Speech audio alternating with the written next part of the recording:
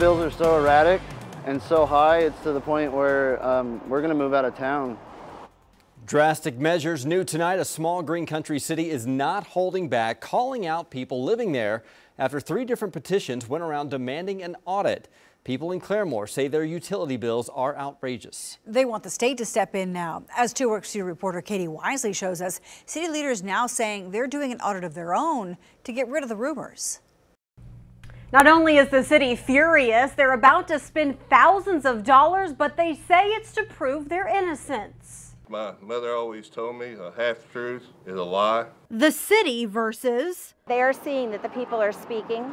The same signs in the same spot. I was driving down the street just now and saw that sign, and I whipped a Yui real fast. For the 3rd time. Going into it, we weren't aware that if somebody hasn't registered or voted in a 5-year time frame, they were no longer registered.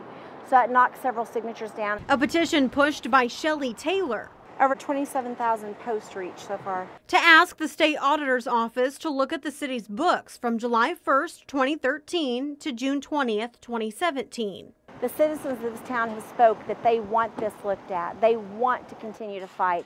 They want the answers. People here are not able to afford to survive. The city agreeing to an audit, but the reason, they say, to shut down speculation. GRDA has verified that at least since 2012, the city has not missed nor been delinquent in any of its payments to GRDA. Also breaking down the 9.3 sales tax revenue. Of that, only 3% goes back to the city, 4.5% goes to the state, and almost 2% goes to Rogers County. The administration is tired of the negative publicity that's coming of these petitions because they are allegations that are without merit, that are unfounded, and there is no truth to them whatsoever. But it's not stopping Shelley Taylor from getting signatures, hoping to get answers to what she says are high utility bills.